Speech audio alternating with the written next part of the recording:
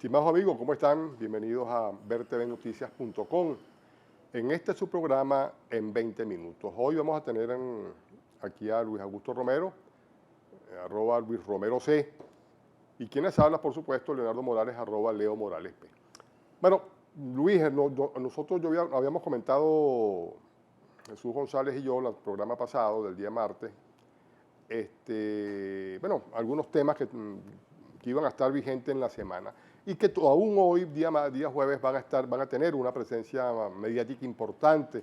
Por supuesto, habrán otros hechos que tocaremos más adelante que comenzarán a desaparecer algunos de estos eventos.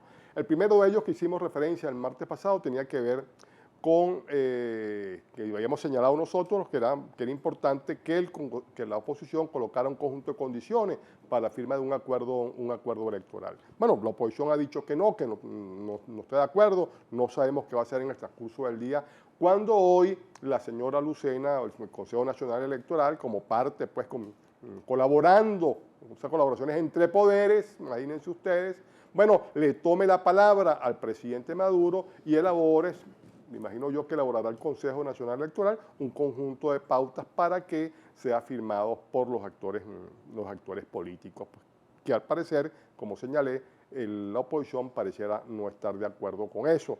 Han habido pronunciamientos al respecto, pero bueno, eso va a ser parte del show del día de hoy. Entonces, hoy voy a hacer un día jueves de show, habrán varios shows. Este es un primer show que tendremos en el transcurso de la tarde de hoy, por cierto. Sí, ese tema del acuerdo, sobre ese tema se pronunció, por cierto, ayer el rector Rondón. Luis Emilio Rondón. El rector Rondón ha dicho que eso es un acto absolutamente, que en todo caso eso sería y corresponde a un acto absolutamente voluntario, en tanto que no está contemplada en la legislación que existe en Venezuela en materia electoral algún asunto como ese, como el llamado acuerdo. Y más que una colaboración entre poderes, Leonardo, eso es una complicidad entre la señora Lucena y el Ejecutivo, o en todo caso, entre la señora Lucena y el PSV. Porque el tema, por ejemplo, de la auditoría de los cuadernos es un tema recurrente, un reclamo recurrente que la oposición ha venido haciendo ante el CNE. El tema de la observación internacional es otro tema, otro reclamo, otra exigencia permanente que la oposición ha venido haciendo ante el CNE. Y el tema de la utilización de los medios de comunicación públicos para la campaña de manera equitativa también es otro tema recurrente. Son reclamos que la oposición ha venido haciendo no solamente en este proceso electoral, sino en procesos anteriores. ¿Y qué es lo que nos indica la experiencia? Que el CNE siempre ha actuado de manera de manera parcializada en estos tres asuntos, por lo menos en el asunto del manejo de los bienes públicos para la campaña. Antes, en procesos anteriores, contamos con presencia internacional. De hecho, el Centro Carter estuvo en varias elecciones, la OEA estuvo en varias elecciones, UNASUR estuvo en varias elecciones, y en esta oportunidad, pues, el CNE se niega a dar el placé, por decirlo de alguna manera, a estos organismos para que participen en el proceso electoral. ¿Qué lectura puede darle uno a esto? Bueno, sencillamente que no les interesa la presencia internacional porque pueden ocurrir una serie de desafueros durante el proceso, Dios quiera que no sea así, y no les interesa que la opinión pública los condene. Claro, esto podemos enmarcarlo, eso que acaba de señalar Luis Augusto, podemos enmarcarlo en eso que algunos especialistas, algunos estudiosos de la ciencia política o la politología o de la política como tal, el ejercicio de la política práctica, han llamado el show, pues sí, la política como espectáculo. Y efectivamente eso que vamos a ver el día de hoy es parte de un espectáculo de cara a, digamos, en las vísperas de un proceso electoral donde lamentablemente, en el caso de un venezolano, participa involucrado en ese show, en esa política espectáculo, quien se supone debe ser el árbitro electoral. Imagínense ustedes, pues. Pero dentro de ese show, Luis, que no termina, el gobierno, creo que Diosdado Cabello apareció el día de ayer señalando que la oposición tenía un acuerdo con el Fondo Monetario Internacional para la campaña electoral por los 60 millones de dólares, algo por el estilo. Y en verdad, sí, es insólito bueno, es que es un gobierno que ha manejado tanto dinero, es una montaña inmensa de dólares, que 60 millones de dólares le parece una absoluta tontería como para una campaña electoral. Imagínense ustedes lo que aquí han despilfarrado en estos 17 años estos voraces del socialismo del siglo XXI, que esa cantidad que es monstruosamente grande para un país, incluido el nuestro, bueno, dentro de los países, bueno, les parece una tontería. Por supuesto, no se trata, como muchos de eso se ha venido discutiendo hace mucho tiempo, que cualquier proceso de transición, de cambio y recuperación de la economía venezolana pasa necesariamente porque hay una inyección de dinero que permite exactamente, digamos, colocar, disponer de un conjunto de medidas económicas que permitan al país sacarlo de la ruina a lo que lo han llevado este gobierno. Esa ruina que usted se preguntará, bueno, son las colas, la inflación, es la escasez, etcétera, etcétera, etcétera. Pero además, Leo, yo interpreto esta declaración en otro sentido, que es que, fíjate tú, Diosdado acusado y Maduro han acusado a Lorenzo Mendoza y a Ricardo Haussmann de estar en complicidad con el Fondo Monetario para que financiara este organismo la campaña de la oposición. Es un absurdo. El Fondo Monetario no es un cajero automático. El Fondo Monetario no es una taquilla a la que usted va y pide un dinero porque usted va a financiar una campaña. El Fondo Monetario no financia campañas electorales. El Fondo Monetario es un organismo multilateral que tiene que ver con el seguimiento, el monitoreo y la facilitación de procesos económicos en la economía mundial. Así es. Tú puedes acceder a él en la medida en que cumplas los protocolos que están establecidos. Pero eso no tiene nada que ver con las campañas electorales. Como le piden a cualquier mortal que ha pedido un crédito, está bien, pero yo le voy a dar un crédito de tanto, pero no le voy a dar un crédito de esa magnitud porque usted no tiene cómo pagarlo. Y además debe ajustarse, ¿no?, en sus gastos, etcétera, etcétera, para que pueda pagar ese crédito. Eso es lo que hace el Fondo Monetario Internacional. Y de alguna manera, los préstamos que hemos conseguido con China, que también son monstruosos, pasan también por un conjunto de condiciones que impone el gobierno chino. El Estado chino, cada vez que le da que Maduro va para allá a rodilla en tierra, ambas rodillas en tierra, a clamar por dólares, bueno, lo que está haciendo es someterse a un conjunto de condiciones que le impone el Estado chino para prestarle esa otra montaña de dólares que llegan para acá. Como, entre otras, bueno, yo aquí están los dólares, pero le tienes que comprar solo a empresas chinas, ¿no? Y así hay otras condiciones. De modo porque es normal que los estados, digamos, actúen de esa manera. Lo cierto es que esto es un invento de Diosdado que entra en el mundo, bueno, en esa cosa de estar grabando a todo el mundo aquí sin pedirle permiso a nadie, que todo el mundo sabe que es ilegal, salvo por un gobierno inescrupuloso como este, pero que, bueno, en fin de cuentas lo que se trata es de enmarcarlo, de ponerle el marco proceso electoral 6 de diciembre o derrota 6 de diciembre. Y entonces, bueno, hay que estar echando mano de cualquier cosa para intentar persuadir, cohesionar a unos electores que están, digamos, a la estampida hacia otros derroteros. Por cierto, que hablando también de esta materia para liquidarlo, tú tenías unos datos de cómo ya están estimando algunos economistas, algunos especialistas, la inflación para el 2016, que es parte y consecuencia de una política que ha sido absolutamente equivocada y que aquí no hemos cansado de decirlo. Así es, según algunas estimaciones, la inflación para el año que viene va a estar entre 275 y 290%. Imagínense ustedes si en este momento, según otras estadísticas muy confiables, el consumo de carne per cápita bajó de un 23% a un 13%. ¿Cómo será? ¿Cuál es la perspectiva económica para el ciudadano común el año que viene? Pues desoladora. Y será aún más desoladora si no se producen los procesos, si no se inicia el proceso de cambio que debe producirse a partir del evento del 6 de diciembre. Decirle al elector que el día 7 o el día 8 de diciembre todo va a estar resuelto, el país va a estar, digamos, recompuesto, es una gran mentira. Pero lo que sí es cierto es que el 6 de diciembre es el pivote para comenzar una serie de iniciativas políticas orientadas a rescatar la gobernabilidad en el país y, por supuesto, a tratar de compensar los grandes desequilibrios económicos que ha generado una política económica nefasta por parte de este gobierno. Estamos a 52 días de las elecciones, ya empiezan a visualizarse algunas aristas, algunos bosquejos de lo que va a ser la campaña electoral, Leonardo.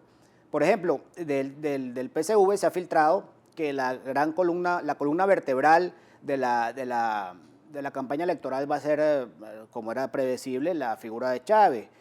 Gana Chávez va a ser el eslogan. Vota el 6 de diciembre y gana Chávez. No podía ser de otra manera cuando todos sabemos que, y lo saben sobre todo las bases periodistas, lo saben los candidatos, que Maduro se ha convertido en un submarino. Los candidatos no quieren tomarse la foto con Maduro, no quieren aparecer con Maduro en programas de opinión, no quieren hacer referencia a Maduro para nada y van a tratar de cabalgar en esa imagen, en el imaginario que dejó Chávez en ese 22%, 25% que son las bases chavistas.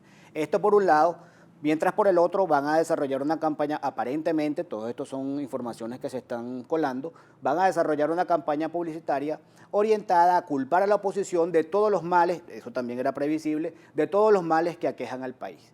En principio esas dos cosas.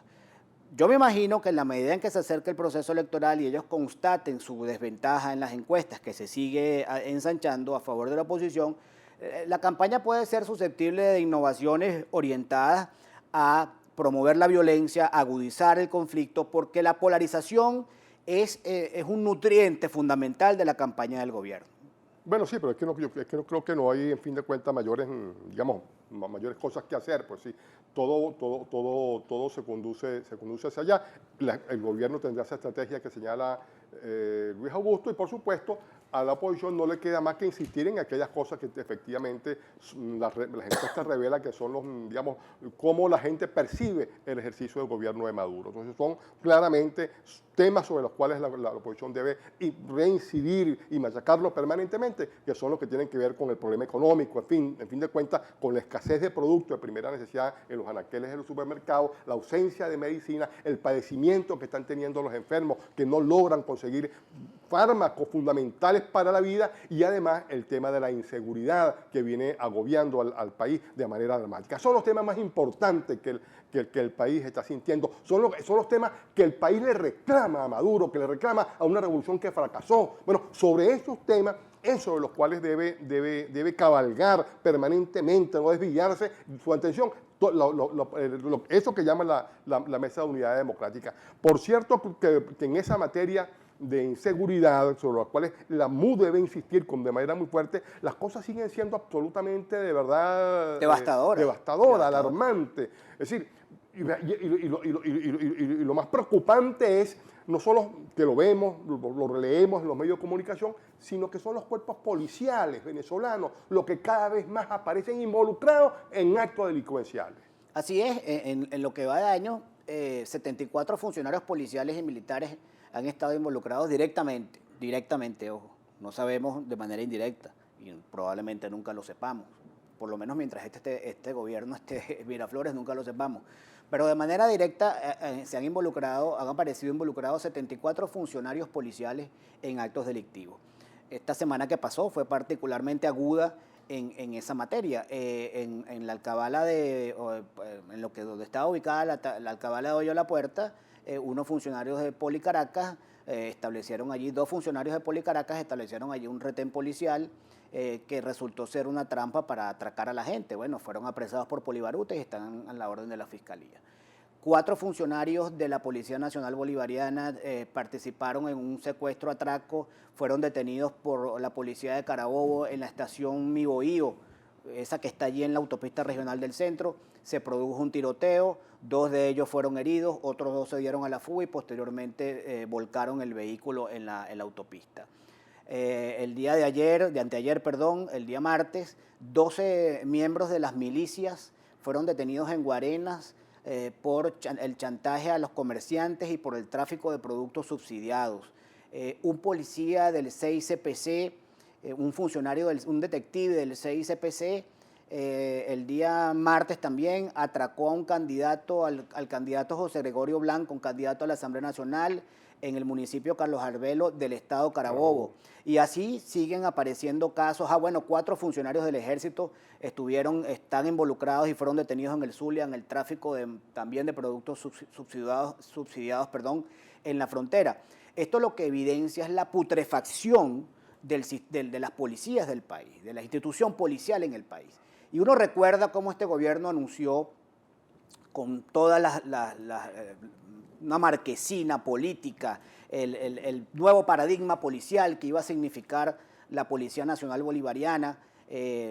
fustigando la policía, de lo que había sido la Policía Metropolitana, de la cuarta, la corrupta Policía Metropolitana, y que esta Policía Nacional Bolivariana se iba a sustentar sobre los valores de la honestidad, de la conciencia ciudadana, del respeto a los derechos humanos. Del hombre nuevo. Exactamente. Pues bien, no pasa una semana o no pasan 15 días sin que un funcionario de esta Policía Nacional Bolivariana aparezca involucrado en un evento, en un acto delictivo, lo cual nos lleva a pensar en lo siguiente: ¿cuáles son los protocolos que está utilizando la Policía Nacional Bolivariana en los procesos de selección? ¿Cuáles son las pruebas psiquiátricas, las pruebas psicotécnicas? ¿Se revisan los antecedentes policiales de las personas que aspiran a ingresar a estas policías? Bueno, todo eso habría que replanteárselo. Y todo eso se puede replantear solo a través de un poder legislativo autónomo, porque los diputados de la Comisión de Política Interior serían los llamados a interpelar a los directores de estos cuerpos policiales para ver qué es lo que está ocurriendo allí. Mientras esto no ocurra, mientras esto no suceda, pues estas policías estarán mediatizadas por la función política, y como resultado los procesos de selección siempre van a estar bajo la lupa del ciudadano, en tanto y en cuanto somos nosotros los que padecemos todas estas desviaciones delictuales que están cometiendo algunos funcionarios, porque hay que decirlo, en las policías hay funcionarios honestos también y hay funcionarios deshonestos. Seguramente los deshonestos son la minoría, pero en todo caso esto es alarmante, porque es lo que estamos viviendo cotidianamente todos los venezolanos. Claro, pero exactamente, ese parte oficial que acaba de dar Rubí es bien alarmante. Pero hay que tener claro lo siguiente: fíjense cómo el gobierno se hace el loco con algunos asuntos. Es decir, la policía de Caracas permanentemente aparecen algunos funcionarios, no puedo decir que la policía de Caracas en general, pero funcionarios de esa policía aparecen permanentemente involucrados en actos delictivos. Vimos cómo esa policía de Caracas, la policía de vagoneta del alcalde de Libertador, Jorge Rodríguez, bueno, que ni siquiera que no se encarga de eso, pero tenemos también la policía del Estado de Aragua, que a quienes ustedes vieron en unos videos que colocaron en las redes sociales, ajusticiando a un individuo. Bueno, ustedes lo vieron, pero no tengo por qué describir ese pero además, Leo, están siendo juzgados porque fueron filmados. Porque fueron filmados, si no, imagínense ustedes lo que no está filmado. Entonces, no, esa es una realidad que está allí. Son las policías de dos funcionarios que fueron electos por los ciudadanos, pero son funcionarios del partido de gobierno, que durante algún tiempo criticaban el ejercicio y las funciones de algunas policías municipales, pretendiendo meterles la mano, desarmándolos, ¿no? Bueno, fíjense ustedes, esa es la realidad, pero cuando a ellos les toca, cuando el gobierno central debe tomar medidas para poner orden en esa materia, simplemente no pasa nada. Por eso es que el Maduro se angustia, y se angustian los militares, no los militares, el ministro de la Defensa, cuando Enrique Capriles le dice: expliquen de dónde sacan las granadas los delincuentes. Es decir, cómo sale porque esas granadas, que son armas de guerra, son, digamos, del monopolio de la Fuerza Armada Nacional. Bueno, ¿cómo llegan a los delincuentes? ¿Qué relación? Entonces, ¿hay alguna relación entre Fuerza Armada y delincuentes? Bueno, de hecho, son preguntas que se hace la gente. Ahora, mientras el Estado no dé información veraz sobre el tema, bueno, comienzan a pulular los rumores, porque el dato para que un rumor prenda es que efectivamente la versión oficial sea absolutamente débil, y en este caso el Estado sigue siendo débil en explicar cómo es que estas granadas, cómo es que armas de guerra están en manos de delincuentes, cómo es que existen todavía bandas, después de esos espectáculos, de esos shows que montaron en San Vicente, en el Estado de Aragua, de unos que no se terminan de hacer en los valles del Tuy, donde quien manda es efectivamente el AMPA. Bueno, de hecho, la periodista Jenny Oropesa... Vean los tweets de Jenny, busquen el tele de Jenny Oropesa. La periodista Jenny Oropesa, a través de su cuenta Twitter, reseñó el enfrentamiento que hubo en estos días, esta semana también, que pasó en los valles del Tuy, claro, con la banda llamada Los Orejones. Y ella misma dejó colar en su cuenta Twitter que a través de una fuente extraoficial le habían hecho saber que esa banda los policías tenían órdenes de no tocarla por una complicidad del Ministerio de Relaciones Interiores. Esa no es la zona por donde Jagua es candidato. Sí, esa no es la zona que supuestamente... Bueno, exactamente, porque esto que no los tocan, porque tienen carta abierta. Entonces, usted dirá, bueno, ustedes están especulando, pero ¿cómo no vamos a especular si es el gobierno que permite la especulación? ¿Por qué no toma cartas en el asunto? ¿Por qué permite que estos ciudadanos estén armados como están, con granadas, con fusiles de guerra? Bueno, sí, es difícil que la gente no se ponga a imaginarse cosas, ¿no? De parte del gobierno y su relación con buena parte del AMPA que tiene agobiado el país. Bueno, Leo, se nos acabó el programa. ¿Ya? Sí, no quiero, nos están haciendo la señal de costumbre, no quiero finalizar sin registrar un hecho muy importante. La Eurocámara postuló a la Mesa de la Unidad para el premio Sájarov, que es un premio internacional dedicado a todas aquellas instituciones o personas que promueven los valores de los derechos humanos y los valores democráticos en el mundo. La Mesa de la Unidad, junto a dos candidatos más, uno ruso y uno saudí, quedaron como finalistas, son los 3 finalistas, de manera que si ya esto de por sí es un reconocimiento a la labor tenaz y loable que ha venido adelantando la Mesa de la Unidad. De quedar ganadora, pues sería muy bueno para no solamente para Venezuela, sino para todos los países del mundo en donde se están dando procesos de transición. Amigos, cuídense, faltan 52 días para las elecciones, los necesitamos a todos, vienen tiempos de cambio. Nos vemos la semana que viene.